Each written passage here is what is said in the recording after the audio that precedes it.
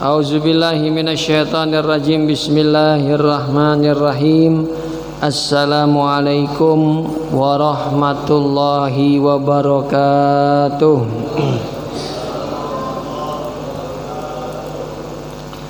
Alhamdulillahi rabbil alamin. Wassalatu wassalamu ala asyrafil anbiya wal mursalin, habibina wa syafi'ina wa maulana Muhammadin wa ala alihi wa ashabihi wa man tabi'ahum bi ihsanin ila yaumiddin. Thumma amma ba'du. Faqad qala Allahu ta'ala fi kitabihil karim wa huwa asdaqul qailin. A'udzu billahi minasyaitonir rajim. Innal ladzina yaktumuna ma anzalna minal bayyinati wal huda min ba'di ma bayyanahu lin-nasi fil kitab ila akhiri ayah. Wa qala Rasulullah alaihi afdhalus shalah wa tamut taslim ittaqul la'anain ila akhiril hadis. Sadaqallahul azim wa sadaqa rasuluhul karim.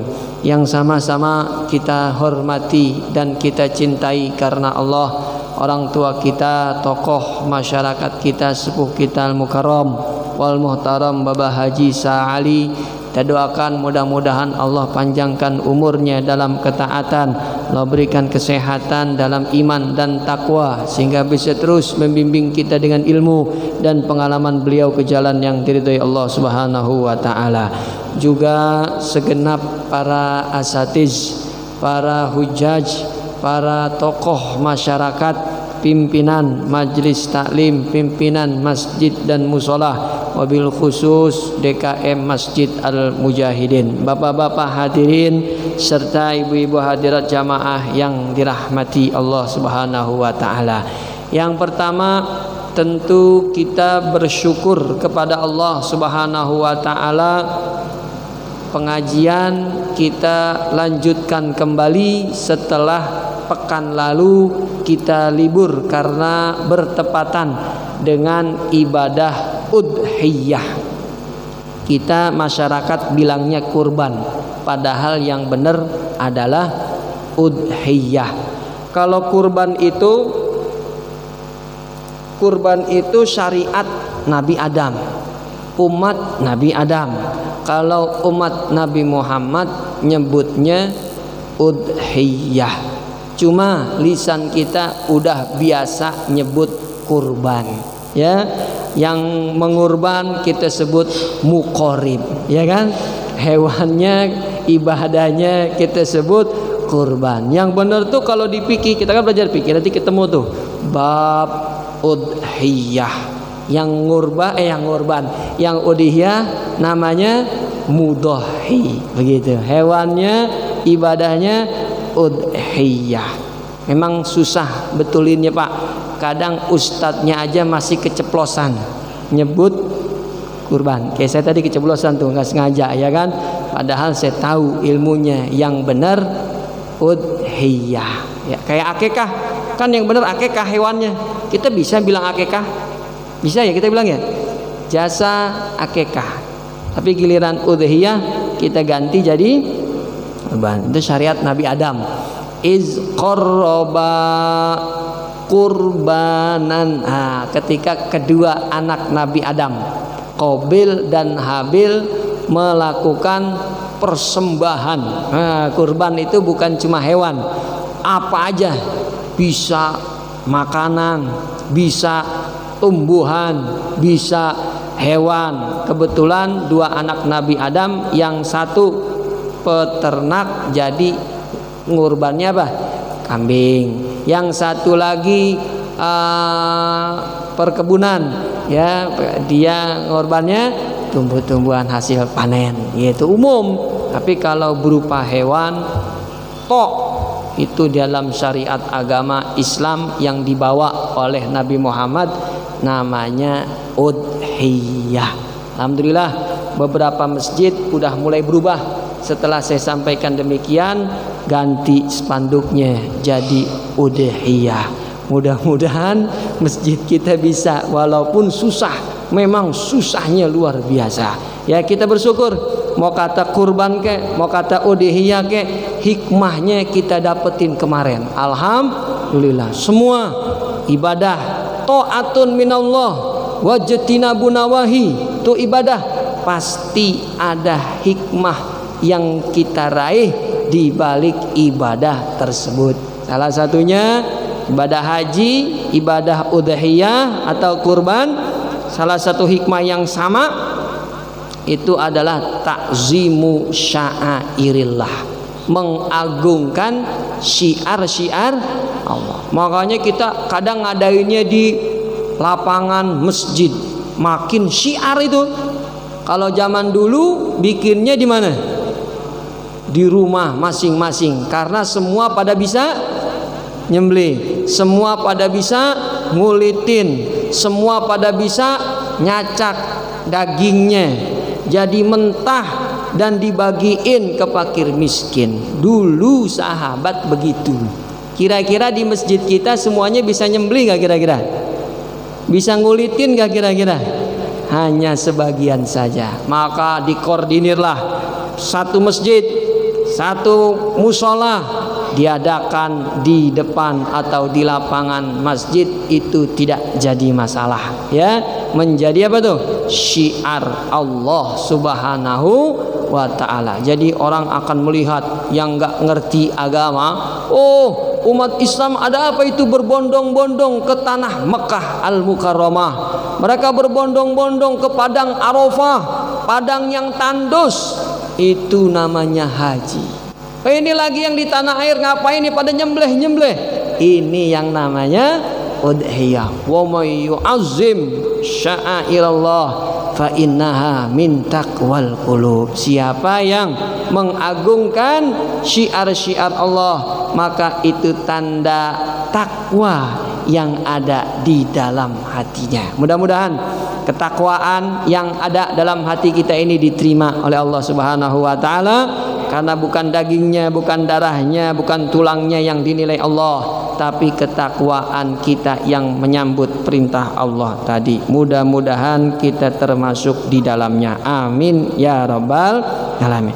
Yang kedua, tidak lupa kita berselawat dan salam buat Nabi kita Muhammad sallallahu alaihi wasallam, keluarga, sahabat serta pengikutnya yang setia hingga akhir zaman. Hadirin jamaah yang dirahmati Allah Subhanahu wa taala, pembahasan kita pekan ini adalah tafsir Al-Qur'an, di mana pada bulan lalu kayaknya, ya udah hampir sebulan kita nggak bahas tafsir, ya. Bulan lalu pembahasan tafsir kita tentang dua bukit yang mulia, yaitu Bukit Sofa dan Bukit Marwah. Dulu diagung-agungkan oleh orang kafir, ada berhalanya, yang satu namanya Asaf, yang satu berhalanya namanya Nailah. Itu adalah Tuhan orang-orang kafir. Ditaruh yang satu di Bukit Sofa namanya Asaf, yang satu di Bukit Marwah namanya Nailah. Malam hari ini kita lanjutkan tafsir surat Al-Baqarah 159 insya Allah sampai 162. Jadi 3 ayat yang akan kita bahas. Mudah-mudahan di waktu yang singkat ini 3 ini bisa menjadi ilmu yang bermanfaat buat kita semua. Kalau boleh diberikan judul 3 ayat ini adalah orang-orang yang dilaknat oleh Allah Subhanahu wa ta'ala. Ternyata bukan hanya iblis saja yang dilaknat, ada juga kelompok-kelompok tertentu yang dikutuk, yang dilaknat oleh Allah Subhanahu wa ta'ala. Kita baca ayatnya, langsung ke tafsirnya tanpa kita bahas terjemahannya, waktunya singkat. Qauluhu ta'ala, firman Allah yang berbunyi, innal ladzina yaktumuna ma anzalna minal bayyinati wal huda min ba'di ma bayyanahu lin-nasi fil kitab. Sesungguhnya orang-orang yang menutup-nutupi apa yang kami turunkan daripada bukti-bukti dan petunjuk setelah kami menjelaskannya kepada manusia di dalam kitab-kitab terdahulu. Ulaika yal'anuhumullah wa yal'anuhumul la'inun. Merekalah orang-orang yang dilaknat oleh Allah dan dilaknat oleh makhluk-makhluk Allah Subhanahu wa ta'ala. Nazalat fi ulama'il yahud hina katamu sifata Muhammadin wa ayatar rajmi wa ghairahuma min sairil ahkam wa aslul la'ni tardu wal bu'du yal'anuhumul la'inun ay yas'alunallah ayyal anahum wa yaqulu Allahumma al'anhum wa ikhtalafu fi haula'il la'inin. Qala Ibnu Abbas jami'ul khalaiq illal jinni wal insi. Dari tafsir ini Bapak Ibu yang dirahmati Allah, ada 8 hal yang bisa kita jadikan pelajaran. Yang pertama, sebab turun ayat ini sebagaimana berita kabar dari Ibnu Abbas, turun buat orang-orang alim dari kalangan Yahudi. Tokoh-tokoh Yahudi, mereka itulah yang melatar belakangi turunnya ayat ini. Kenapa? Karena mereka kalau ditanya bagaimana tanda-tanda kenabian Rasul terakhir di kitab Taurat, mereka tidak menjawab, mereka diam. Padahal mereka tahu tanda-tandanya itu menjurus kepada Nabi Muhammad sallallahu alaihi wasallam. Turun ayat ini ditujukan buat mereka tuh, jamaah daripada orang-orang Yahudi dan orang-orang Nasrani yang tidak mau menjelaskan, yang tidak mau jujur apa yang tertulis dalam kitab Taurat, kitab suci mereka, tentang informasi berita kenabian Nabi Muhammad sallallahu alaihi wasallam. Mereka juga menolak tentang ayat rajam. Ya, padahal rajam itu ada di kitab Taurat. Mereka katakan rajam tidak ada dalam syariat kami. Karena mereka menutup-nutupi kebenaran yang mereka tahu di hadapan orang banyak, maka turunlah ayat ini. Namun hadirin jamaah yang dirahmati Allah Subhanahu wa taala, ada istilah dalam ilmu tafsir, al-ibratu bi umumil lafzi la bi khususis sabab. Ini pelajaran yang kedua. Yang pertama tadi sebab turunnya.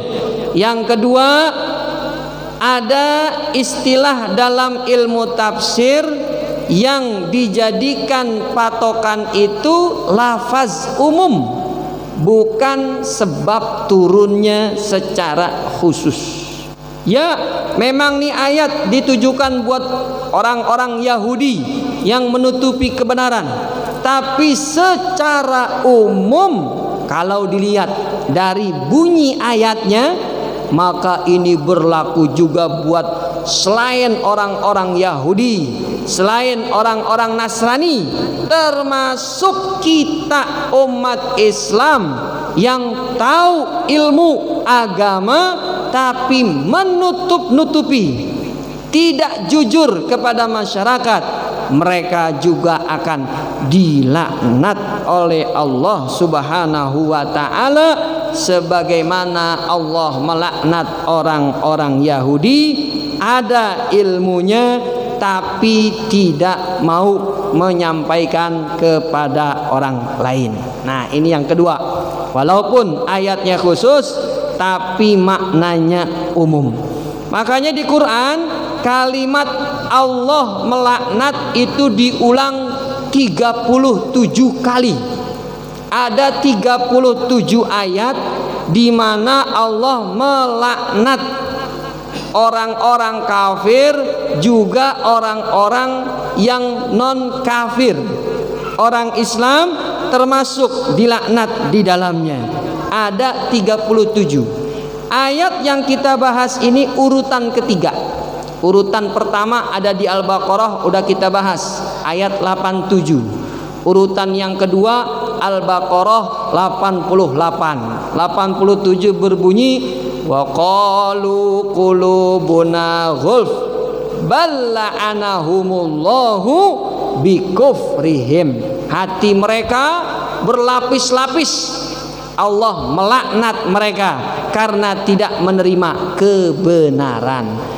Urutan yang kedua ayat 88-nya. Walamma ja'ahum kitabum min indillahi musaddiqul lima ma'hum wa kanu min qablu yastaftihuna 'alal ladzina kafaru walamma ja'ahum ma'arafu kafaru bih falaknatullahi 'alal kafirin. Itu urutan yang kedua ayat 88. Dulu mereka menanti-nanti datangnya Nabi yang terakhir, Nabi Muhammad SAW. Tapi begitu datang utusan Allah yang bernama Nabi Muhammad SAW, mereka mengingkari ucapan mereka. Akhirnya Allah melaknat mereka karena kekufuran yang ada di dalam hati mereka. Tuh ada 37. Kalau boleh dijadikan pelajaran, dari 37 yang dilaknat Allah ada 11 kelompok yang dilaknat. Pertama, orang kafir. Yang kedua, allazina harrafu kutuballah. Mereka yang merubah-rubah ayat Al-Qur'an. Dia ngambil yang enak-enaknya doang. Yang berat-berat ditinggalin sama dia. Dia ambil yang menurutnya sesuai dengan dorongan hawa nafsunya. Itu juga dilaknat. Kemudian al-kazibin, orang yang mengingkari keesaan Allah Subhanahu wa taala. Dan yang keempat nih yang ada di ayat ini, kitmanul haqqi an dinillah. Orang yang menutup-nutupi kebenaran yang datangnya dari Allah Subhanahu wa taala. Dan seterusnya, ada orang munafik, ada orang yang zalim, ada orang yang sering berkata bohong, ada orang yang mengingkari janji, terus sampai 11. Ternyata dari 11 yang dilaknat dalam Al-Qur'an masuk juga selain orang kafir, orang Islam yang beriman dengan Al-Qur'an sebagian dan tidak mau menerima perintah yang lainnya, maka dia akan dilaknat oleh Allah Subhanahu wa taala. Umat Islam yang sering melanggar janji sumpahnya akan dilaknat juga oleh Allah Subhanahu wa taala. Orang munafik, orang yang zalim, mereka juga akan dilaknat padahal mereka bukan termasuk daripada orang-orang kafir. Mudah-mudahan kita terhindar dari 11 kelompok yang dilaknat oleh Allah Subhanahu wa taala. Ini yang kedua yang bisa kita jadikan pelajaran, bahwa walaupun ayat ini khusus buat orang Yahudi, tapi ini jadi ancaman juga buat kita. Jangan sampai kita termasuk kelompok yang dilaknat Allah Subhanahu wa taala. Di hadis juga ada orang-orang yang dilaknat. Salah satunya Nabi pernah sampaikan, ittaqul la'anain. Kata Nabi, menghindarlah kalian, takutlah kalian dari dua orang yang melaknat kalian. Qalu famal la'anain ya Rasulullah. Sahabat tanya, siapa tuh yang melaknat kita ya Rasul? Nabi mengatakan dalam hadis, alladzi yatakhalla fi tariqin nas au fi zillihim. Orang yang buang hajat di mana?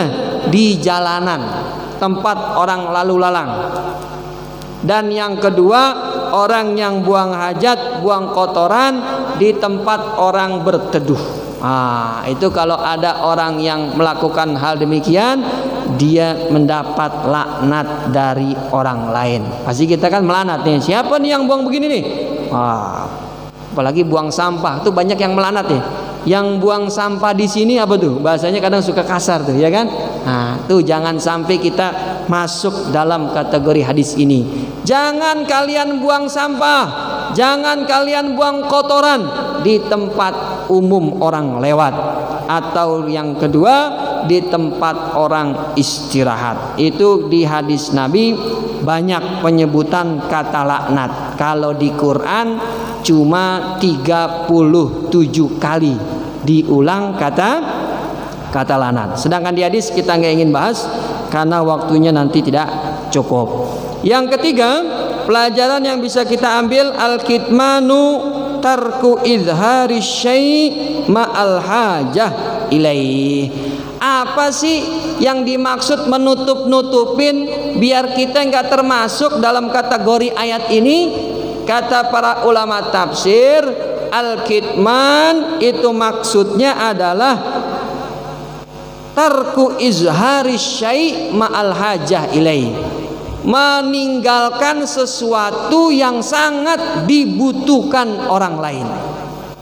Orang lain butuh nih informasi ini nih, ini bagus nih informasinya nih. Kalau orang lain tahu pasti mereka pakai karena mereka sangat membutuhkan. Kita yang tahu kita tutupin, maka di situ kita masuk dosa dalam ayat ini. Jangan sampai ada sesuatu yang sangat dibutuhin orang banyak kita nggak kasih tahu, tuh kena dosanya dari sini. Dan tidak ada sesuatu yang paling dibutuhkan oleh masyarakat melebihi kebutuhan mereka terhadap ilmu agama. Ya, saya ulang lagi, menutupi apa yang dibutuhkan oleh orang lain itu masuk dalam kategori ayat ini. Dan tidak ada yang sangat dibutuhkan oleh masyarakat melainkan kebutuhan mereka terhadap ilmu agama, terutama urusan ibadah. Kalau kita tahu nih ibadahnya salah nih masyarakat, kita diam aja, maka kita kena kutukan, kita kena laknat dari Allah Subhanahu wa ta'ala. Karena kalau kita kasih tahu, mereka akan beruntung, mereka akan selamat, ibadahnya diterima oleh Allah Subhanahu wa ta'ala. Oleh sebab kita nggak kasih tahu, kita pelit dan lain sebagainya, maka kita mendapat hukuman dari Allah Subhanahu wa ta'ala. Ya, ini yang ketiga yang dimaksud daripada menutup-nutupi itu adalah seperti demikian. Dalam satu hadis Nabi kita Muhammad sallallahu alaihi wasallam pernah sampaikan, man katama ilman ya'lamuhu jaa yaumal qiyamah muljaman bilijamin minan nar. Siapa yang menutup-nutupi ilmu agama, dia tahu ilmunya nggak dikasih tahu orang lain, dipakai sendiri, maka kata Nabi, dia akan diberikan kalung, akan diberikan rantai di kaki terbuat daripada api neraka. Nah, makanya kalau kita jadi orang berilmu, hendaknya kita membagikan ilmu kita kepada orang. Nggak ada ceritanya ilmu kalau dikasih habis. Yang ada, nih ilmu bagus nih, kasih tahu dah masyarakat, nambah lagi yang ada, nambah lagi, bukan malah berkurang. Dari mana nambahnya? Allah yang bukain. Ini kan padahal udah lama nih kita tahu pembahasan ini, kenapa baru tahu sekarang? Berkat kita sering memberikan ilmu kepada orang, Allah kasih jalan, Allah kasih bukain pintu. Wattaqullah wa yu'allimukumullah. Bertakwalah kepada Allah, maka Allah akan bukakan pintu ilmu buat kita yang sering memberikan ilmu kepada orang lain. Itu yang keempat. Jadi ancaman yang sangat berat ditujukan mereka-mereka yang menutupi ilmu agama kepada orang lain. Lalu hukumnya apa Pak Ustadz? Menyampaikan ilmu agama apakah fardu ain? Tidak, hukumnya fardu kifayah. Hukumnya fardu kifayah. Kalau di sini udah ada yang nyampein, yang lain yang tahu, gugur. Gitu. Oh alhamdulillah, udah disampaikan di masjid oleh Ustadz Ano, oleh guru kita Pak Kiai Ano. Kita yang tahu nggak nyampein nggak dosa, karena di kampung kita udah ada yang apa tuh nyampein. Alhamdulillah, makanya nih Masjid Al Mujahidin ada taklim, nilai-nilai ilmu agama disampaikan, yang lain gugur begitu. Kalau nggak ada, semuanya dosa yang tahu, semuanya dapat laknat dan kutukan dari Allah. Nauzubillah min zalik. Itu yang keempat, Pak. Jangan sampai yang kita tutupin ilmu agama.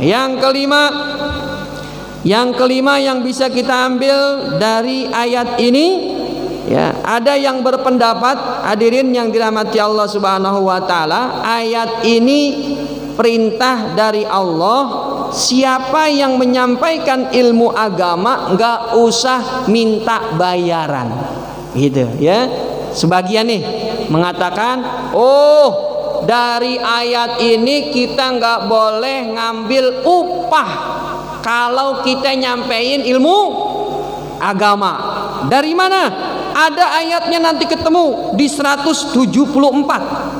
Innallazina yaktumuna ma anzalna minal kitab wa yashtaruna bihi samanan qalila. Kata Allah, ada orang yang nggak mau nyampein ilmu agama kecuali kalau dikasih samanan, harga dunia qalila. Tapi kata Allah, itu harga sangat sedikit nilainya dibandingkan kebaikan pahala yang Allah siapkan buat dia di yaumil kiamah.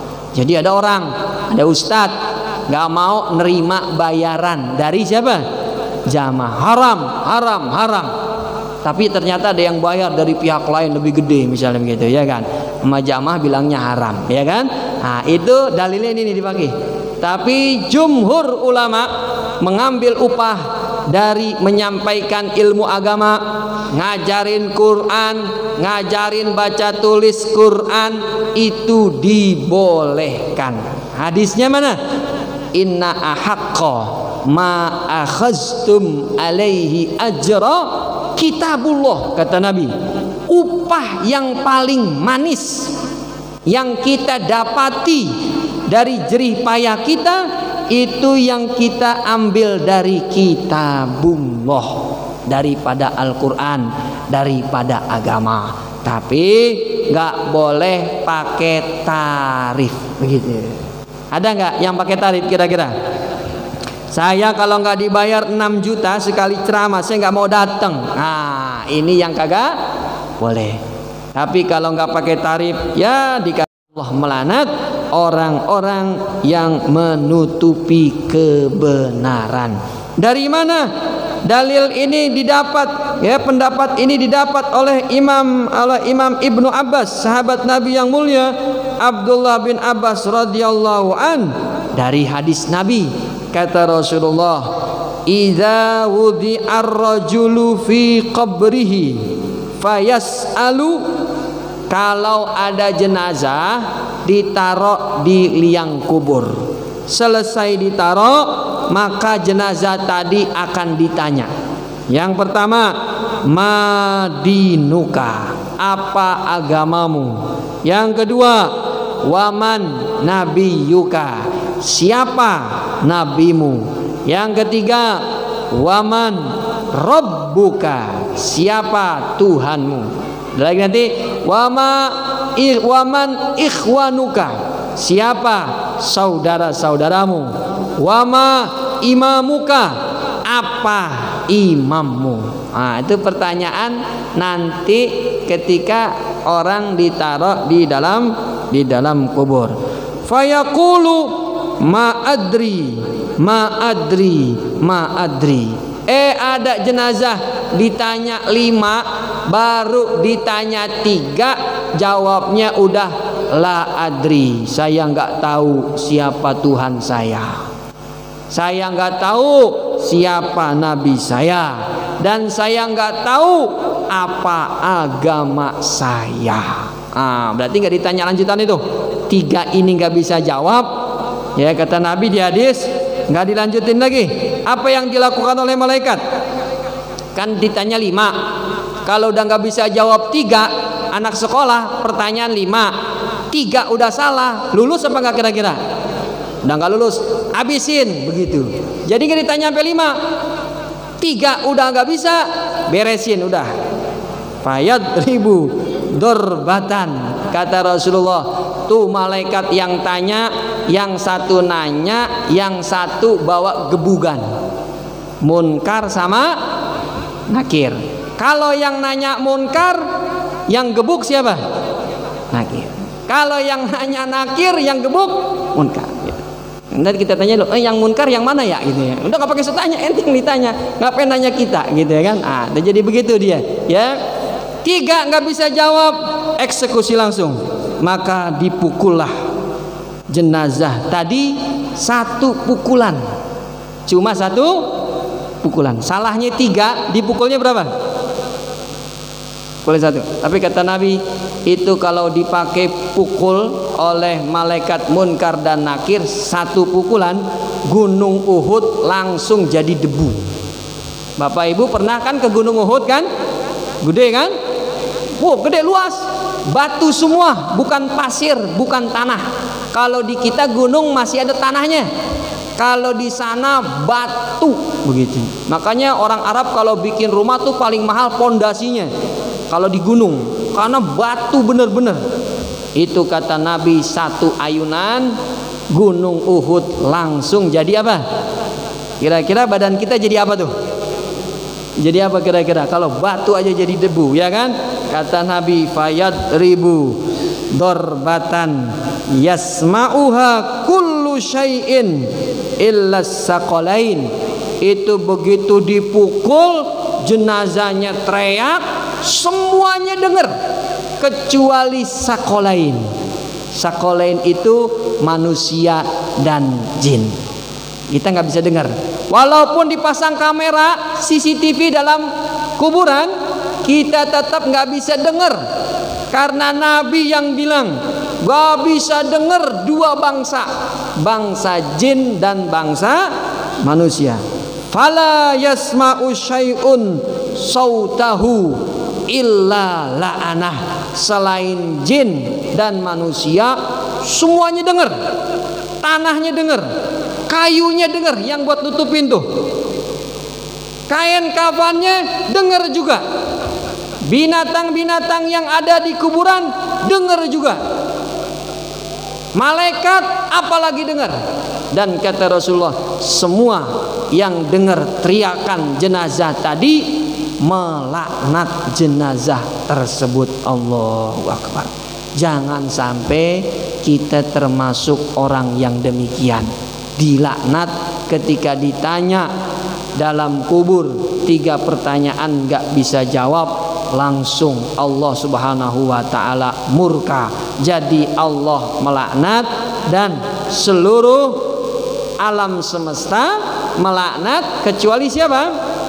Jin dan manusia. Mudah-mudahan kita terhindar darinya. Amin ya rabbal.